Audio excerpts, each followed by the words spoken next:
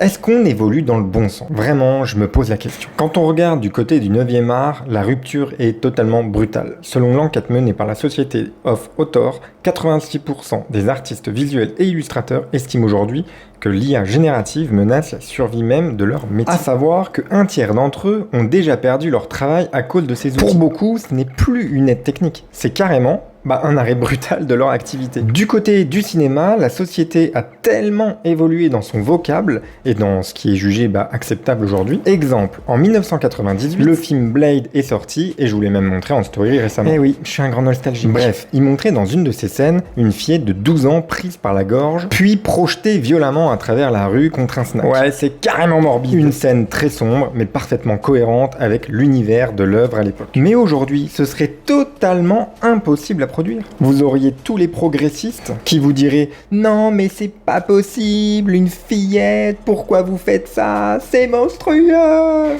Et c'est d'ailleurs pour ça que maintenant tous les contenus deviennent aseptisés, homogènes, standardisés et ultra normés. Que ce soit sur les réseaux sociaux ou au cinéma, faire la différence, c'est presque se tirer une balle dans le pied. Bon, cette vidéo n'a pas pour but d'apporter une conclusion finale, mais je me pose vraiment cette question. Dans une société toujours plus rapide, individualiste et sous tension, est-ce que aller vers cette conformité générale est réellement le signe d'un progrès? Au fait, cette figurine, c'était Méneldor de The Far Web Paladin. Allez, ciao!